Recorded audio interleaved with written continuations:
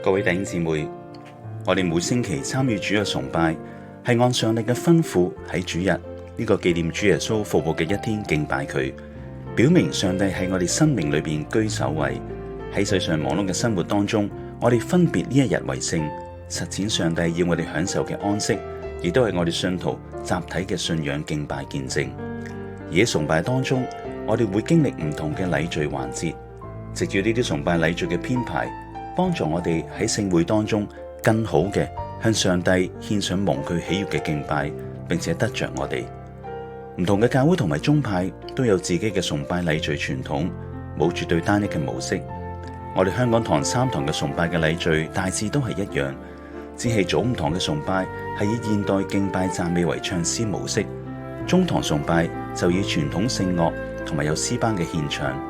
詩班喺崇拜當中更加係代表敬拜嘅群體向主獻上最美好嘅歌頌。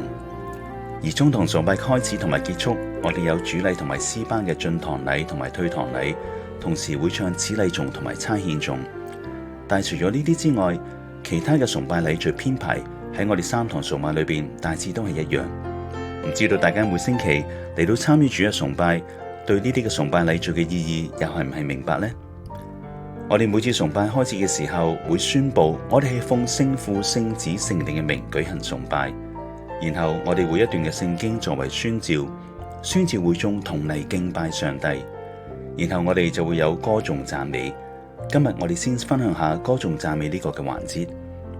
喺我哋唱詩讚美嘅時候，上帝係唯一被讚美嘅對象，我哋要以歌聲將我哋對佢嘅讚美呈獻俾佢。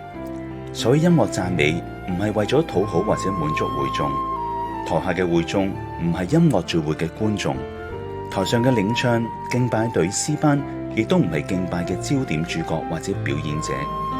台上嘅敬拜者同埋台下嘅敬拜群體，我哋都係合一嘅敬拜讚美侍奉者，一同嚟到以歌聲敬拜上帝，專注於上帝。只願上帝喺我哋同心獻上嘅讚美歌頌當中，得着當得嘅榮耀，同埋我哋向佢敬拜嘅心。上帝亦都會透過我哋向佢讚美嘅過程當中，藉住詩歌去感動我哋。我哋要喺歌頌讚美當中，將最好嘅獻俾上主。但敬拜嘅音樂模式、音樂水準嘅高低、歌唱者嘅歌聲係咪動聽，呢啲都唔係最重要，因為上帝要悅納嘅係我哋向佢以心靈誠實、真心真意呈獻嘅敬拜讚美。